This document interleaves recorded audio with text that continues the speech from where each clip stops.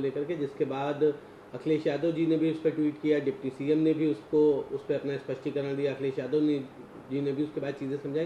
हालांकि सपा के Twitter handle पर अभियोग पंजीकृत कर लिया गया। किस तरह से देखते हैं जिस तरह से घटना? देखिए, समाजवादी पार्टी समझती है कि आदरणीय अखिलेश यादव जी के इस पूरे प्रकरण में हस्तक्षेप के बाद ये पूरा जो प्रकरण था समाजवादी पार्टी के तरफ से, वो प्रकरण ऐसे भी समाप्त हो गया है। और समाजवादी पार्टी मीडिया सेल के बारे में पहले भी कहा गया है कि वो समाजवादी पार्टी का अधिकृत हैंडल नहीं है।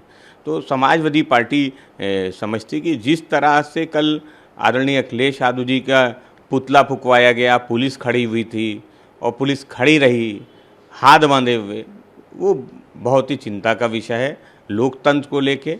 और समाजवादी पार्टी समझती कि लोकतंत्र में भाषा की मर्यादा होनी चाहिए और भाषा की मर्यादा दोनों तरफ से होनी चाहिए। एक और बड़ा अहम सवाल है, कांग्रेस गुयाना, ब्राजील, कोलंबिया का दौरा करेगा। ऑपरेशन सिंदूर के तहत 7 सर्वदलीय प्रतिनिधिमंडल जल्द ही प्रमुख देशों से संपर्क करेंगे, जो आतंकवाद के खिलाफ हमारे समूहों को संकल्प को दर्शाता है। देखिए, समाजवादी पार्टी समझती कि सर्वदलीय बैठक में समाजवादी पार्टी ने सारे अधिकार सरकार को दिए थे। जब तक जो है पाकिस्तान के खिलाफ कार्रवाई सेना कर रही थी, बहादुर सेना कार्रवाई कर रही थी, समाजवादी पार्टी सरकार के सारे निर्णयों के साथ थी। लेकिन जिस तरह से प्रतिनिधि मंडल बना, उसमें किसको जगह दी गई, किसको नहीं दी गई, तो सरकार जब राजनीति करने लगती तब बड़ा सवाल होता है। ये कोई राजनीति का विषय नहीं था। हम इस प्रतिनिधिमंडल को और बड़ा कर सकते थे, सबको प्रतिनिधित्व दे सकते थे, सबको संतुष्ट कर सकते थे, कि वो सब चाहते हैं कि देश के जो सेना का शौर्य और पराक्रम है उसके बारे में पूरी दुनिया को पता चले कि किस तरह से आतंकवाद के खिलाफ भारत की बहादुर सेना ने पाकिस्तान के अंदर घुस के आतंकी ठिकानों को तबाह और बर्बाद किया। लेकिन भाजपा उस पर भी राजनीति कर रही, इसलिए समाजवादी पार्टी को इस पर कुछ नहीं कहना है। क्योंकि इसके साथ ही करने के लिए विदेश भेजे जा रहे प्रतिनिधिमंडल में कांग्रेस का प्रतिनिधित्व करने के लिए कांग्रेस सांसदों नेताओं से 4 नाम मांगे, और 17 मई की देर रात जो है प्रतिनिधिमंडल ने सदस्यों की पूरी सूची आधारित रूप से जारी कर दी है। इससे दुख की बात यह है कि कांग्रेस नेतृत्व वाले सुझाए गए 4 नाम में से केवल एक ही नाम को शामिल किया गया है। देखिए, समाजवादी पार्टी पहले भी कह चुकी है कि अगर इस प्रतिनिधिमंडल को और बड़ा कर लिया जाता तो उसमें कहीं कोई दिक्कत नहीं थी।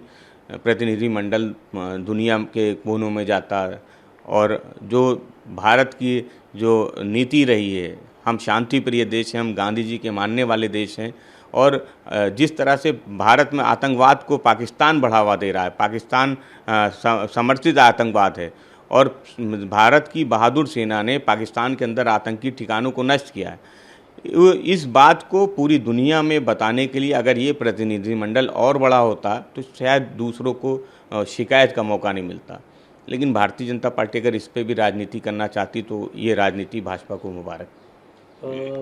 इसी के साथ ये सवाल रहेगा, पाकिस्तान के 100 किलोमीटर अंदर तक हमला करके आतंकवादियों को करारा जवाब दिया, जिन्होंने कई अंतर्राष्ट्रीय आतंकवादी गतिविधियों की योजना बनाई थी, जो सियालकोट और अन्य आतंकवादी शिविरों में छुपे हुए थे। देखिए, निसंदेह जो भारत की सेना है उसके शौर्य और पराक्रम को देखने को मिला जब उसने 6-7 मई की रात में पाकिस्तान में स्थित आतंकी ठिकानों को तबाह और बर्बाद किया। समाजवादी पार्टी पहले भी देश की बहादुर सेना को सलाम कर चुकी, हम फिर उन बहादुर सेना को सलाम करते हैं। और समाजवादी पार्टी समझती है कि पूरी दुनिया ने इस बात को देखा कि भारत वो आतंकवाद के दंश को झेल रहा है और आतंकवाद का समर्थन पाकिस्तान कर रहा है। इसलिए समाजवादी पार्टी इस बात को स्पष्ट कर चुकी है, जो सरकार का फैसला होगा आतंकवाद को लेके, देश की सीमा की आंतरिक और बाहरी सीमा की सुरक्षा को लेके समाजवादी पार्टी सरकार के साथ है। अमित शाह जी जिस बात को कह रहे हैं, आतंकवाद को समाप्त करने के लिए जो भी कार्रवाई देश की सेना ने की है, समाजवादी पार्टी देश की सेना को बधाई देती है। एक आखिरी सवाल रहेगा, सलाम मसूद गाजी की मौत पर हर साल लगने वाले उर्स को लेकर के विवाद चल रहा था। मामला लखनऊ हाई कोर्ट में पहुंचा, जिसके बाद हाई कोर्ट ने अनुमति दी है वहां पर मज़ार पर मेला लगने का। देखिए, लगातार अल्पसंख्यकों के धार्मिक स्थल को लेके, अल्पसंख्यकों के धार्मिक परंपराओं को लेके भारतीय जनता पार्टी, जिसका संविधान में भरोसा और विश्वास नहीं है, वो लोगों के धार्मिक अधिकारों को सीमित कर देना चाहती है।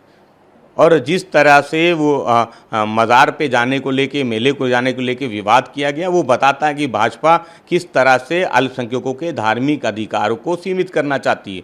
माननीय उच्च न्यायालय का आदेश है जिसमें माननीय उच्च न्यायालय ने कहा है कि जो ज़ायरीन जा रहे हैं उनको रोका टोका नहीं जाएगा, उनके रास्ते को अवरुद्ध नहीं किया जाएगा, और वो याचिका अभी भी पेंडिंग है। समाजवादी पार्टी समझती है कि फंडामेंटल राइट्स है, आर्टिकल 26 है, जिसका उत्तर प्रदेश की सरकार लगातार उल्लंघन कर रही है, और माननीय उच्च न्यायालय का जो फैसला है वो स्वागत योग्य है।